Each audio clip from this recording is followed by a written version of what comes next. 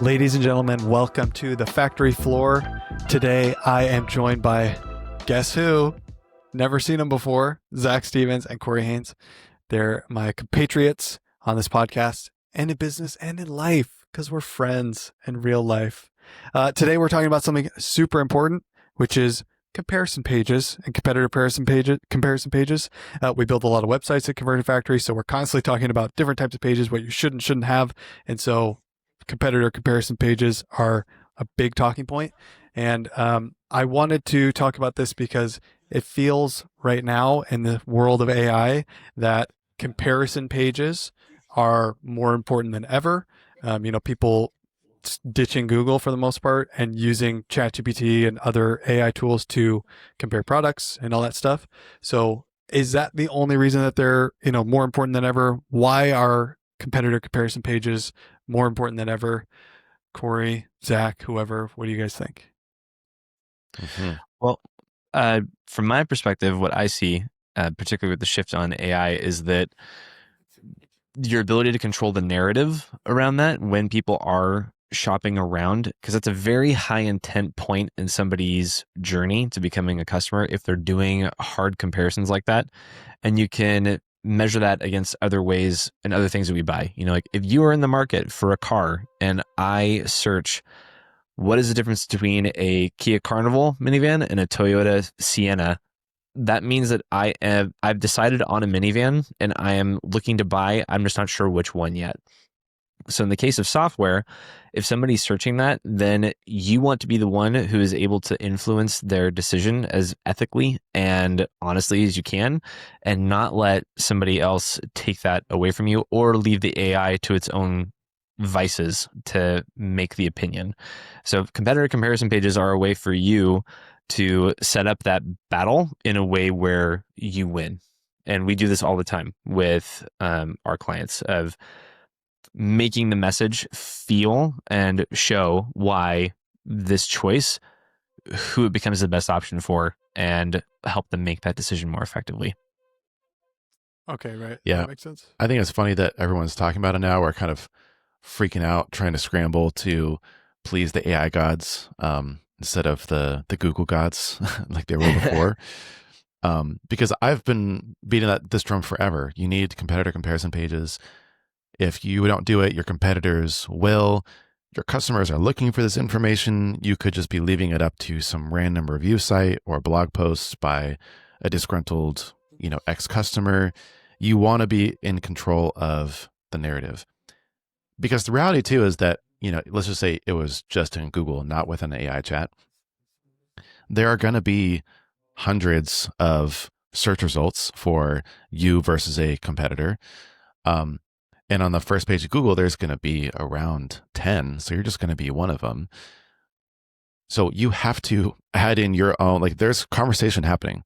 Mm-hmm. You just want to have get in a word. You want to add your 2 cents to that conversation to make sure that you're representing yourself well and that you're providing the facts and you're really the only one who's going to have your best interests in mind. And so to me, leaving it up to competitors and random bloggers on the internet or AI to figure out is a very risky move. You really must need to have competitor comparison pages. The other way to think about this too, just from the narrative perspective, is that especially for AI now that we're talking about it, AI needs structured content. And where does it get that content from? It's going to try to pull it from the primary sources, which are going to be you and your competitor. So imagine you don't have you don't have anything to add on why you're better than your competitor. Right. AI is just going to talk about what your competitor is saying about you. So totally, you have to be able to provide your side of the story.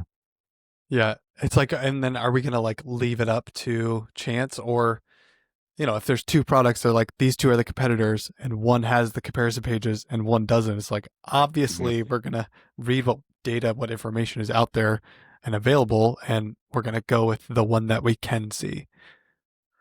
Totally. Yeah. And I think it creates an opportunity.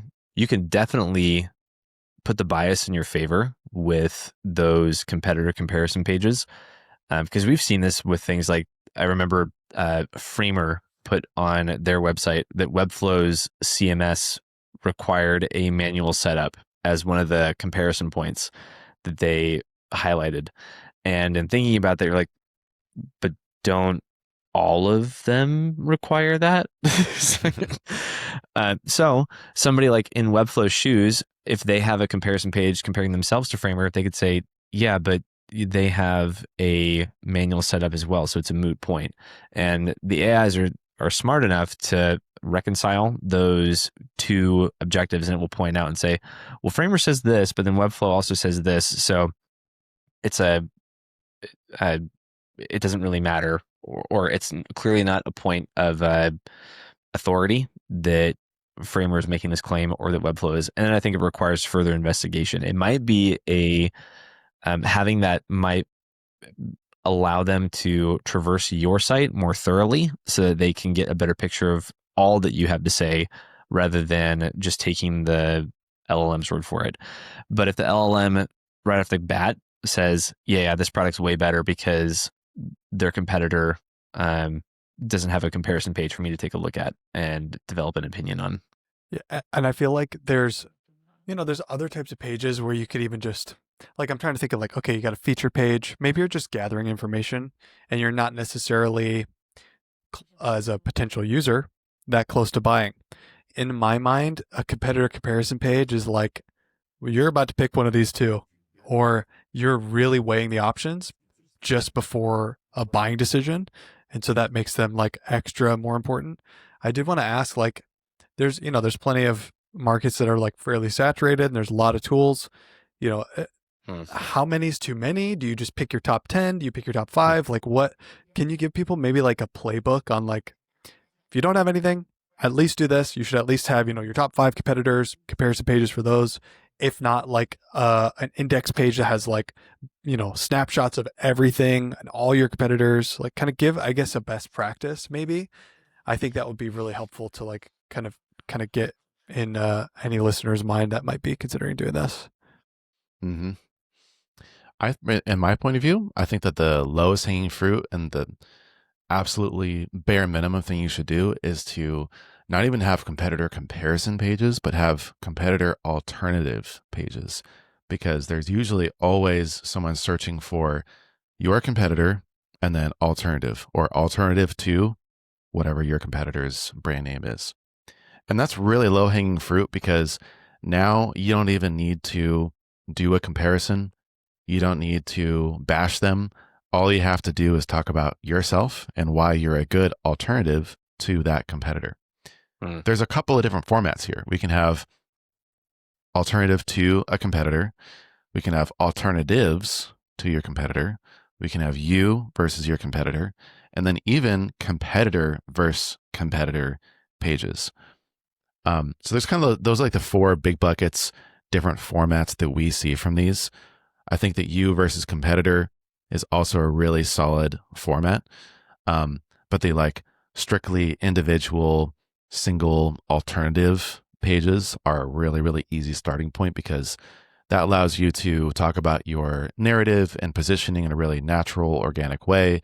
It can talk about why people in generally are kind of disgruntled with that alternative, and then position yourself as a easy to use alternative with a special little offer or guarantee or easy way to get started, maybe even migrations, right? So very, very low hanging fruit. To answer your question about the quantity, do them all. Why not? I mean, you can have your alternative pages or comparison pages at least against your top competitor or your most popular, biggest competitor. But there's absolutely no downside to having those pages for every one of your competitors. No, especially if you're doing it in a very structured, organized format that doesn't vary a whole lot between the pages. I feel like that makes it a little bit more palatable and easy to digest as far as, well, how should I go about doing this? Yeah. You're following a template essentially. Becomes very systematized. Yeah. And I think I want to piggyback off of what Corey said a little bit, I think one of the bigger opportunities is it allows you to get really, really in depth about some of your features and how they stack up to some of the issues that people are currently facing. Like, what was Corey, when you were doing this for SavvyCal, like one of the main things was the calendar overlay, right? Like on Calendly, you can't see your calendar unless you have it open on a separate plane, and then you have to look back and forth between screens. But with SavvyCal, I was like, no, it's all right here, one place. So that's a very specific feature that they were able to compare a giant to a giant competitor in a very specific context. Like, this is how we are better against this competitor for this particular feature that they may have or they might not have at all. Mm-hmm. Yeah, I think it all goes back to the positioning and jobs to be done, switch analysis as well. When we're getting all those facts on paper in the beginning, we're like, okay, why do people choose you over your competitors? Hey, when they're switching over, what are the common reasons, like why they're attracted to you or why they're leaving your competitors? Cool. Those should be the first things that we mention on those pages, because those are the facts. That's going to resonate so strongly when someone is searching for a Calendly alternative or a SavvyCal versus Calendly. And then they go to the page and one of the first things they see is the exact thing that they're frustrated by and the solution that they're excited by. Easy pickings, right? That's the reason why these pages usually have some of the highest conversion rates of any of the pages on the website, because they're so high intent and because you have so many good opportunities to sell them on switching over to you. Yeah, it puts the solution in the context of a problem, I think, a lot more effectively. Yeah. Can you maybe give some guidance on, like, not bashing, but like when is, what's too much, and like does it all like fit within the, like, oh well, this is kind of your messaging and your brand voice, you don't want to go against that, but like, there's been times when people have been positioned super hard against their competitors, almost in a very vocal and outspoken way that's really paid off quite largely for them. So I guess, like, if I'm about to build one, I'm like, how bad can I talk about the people that I want to, absorb their customers? That's what I really want to do, Yeah. Well, customers are going to see through that, right? So I don't think there's any pressure to even bash your competitors, to try to make a bigger deal out of things than they really are. People really see through that and they're kind of sensitive to that. So in my experience, the best way to go about it is to be objective, to be honest about ways that they're better than you in certain areas, or just to even in general talk about your own shortcomings, or even just areas where you're kind of even. Maybe you're not better, but you're like, oh, just, feature parity here. And we both check the boxes in this area. But the main thing is specifically calling out common reasons why people are frustrated with one of your competitors. And you can even loop back to kind of what we call a voice of customer, exact phrases people use in online reviews or testimonials, or even when they're switching over to you and you ask them, why did you switch from this competitor, right? You can use and kind of clip those sayings and say, hey, these are the common reasons why people switch. We're not saying that they're bad. We're not saying they're a horrible product, so on and so forth. When it comes to things like customer support and pricing, you can be a little bit more cutthroat and a little bit more blunt in your delivery about, hey, these competitors have known to be a little bit opaque or even aggressive in their pricing, or they're going to want to lock you into an 18-month contract, or they're going to want to X, Y, and Z. Or a lot of customers say they complain about the level of customer support and the response times, for example. So there are things like that you can just mention that might not be like low blows, but you're just kind of being honest. It seems like it all comes back to kind of the original point, which is controlling the narrative, which is, you might have a competitor that, if you really apples to apples look at it, you're like, they beat us in a lot of things, but we're cheaper. So what needs to be mentioned first is like, save X amount of dollars switching from X product. It's like that narrative, the main focus of the page is like, hey, we are an alternative to them and we will save you money by switching to us. And so that is the narrative that we're pushing. And if you're willing to talk about the negative things fairly openly of your competitors, you probably need to be fully willing to talk about the positives. Like, I feel like that is an area where you could get a lot of respect even from a visitor. Is like, Right. hey, here's all the stuff they do bad, but to be fair, they're top notch here. Like, they beat everybody in this area. Like, I think that is something that is perfectly fine to do. Yeah. I forget what it's called, but there is a psychological analysis or psychological term for that, where if you address the shortcomings in addition to a lot of the features, it makes it far more realistic. It's like if you go and buy a motorhome and they say, yeah, it's really, really cool. It's got all these neat features. It's expensive though. And then people are like, oh yeah, makes sense. It's expensive. Yeah, they're being honest. Yeah, the main thing you want to avoid is just having a table that has a bunch of green check marks for all the things you're awesome at, and then a bunch of red X's for all the things that your competitors are not awesome at. Yeah. In a way that's oversimplified and just feels like everything is a twisted narrative that makes it look favorable to you, even though it's obviously missing a lot of the story. That's where people get frustrated. There is some design voodoo you can do there though, particularly on those tables and with the side-by-side comparisons. Like, for example, you can, like what we will do is we'll try and keep all the check marks for a client in branded colors that are far more bold and consistent. So it's like, this is a green check mark that's in a circle for everything on our client. But then on the competition, you might have X's. But we try not to make those red so much as just like plain, you almost want to make the checks and the X's feel similar so that it's hard to even gauge what they do and do not have, but you're still being very transparent and objective. What you're doing is you're visually making it feel less appealing or muddied compared to yours. Like, well, this has green checks all the way through and this one is, a little bit more difficult to read. Yeah. Well, okay. It sounds like the key takeaway here is if somebody's going to do it, it should be you. Like, if someone's going to write a comparison page and your product's involved, you should be the one writing it if possible. LLMs love that stuff. They're going to eat it up.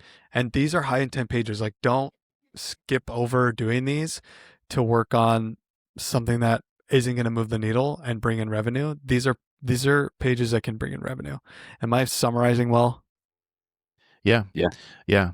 One other kind of a parting thought that's more high level is, if you have good positioning and if we've done the hard work to figure that out, writing these pages is a piece of cake.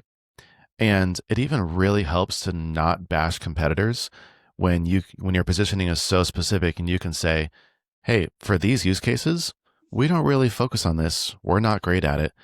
Our competitor is though. So if that's important to you, go with them because we don't care about those use cases. We don't care about you. for these segments, for these types of customers, for these budgets, we're not for you. Go with them, right? Go with the competitor. Sure.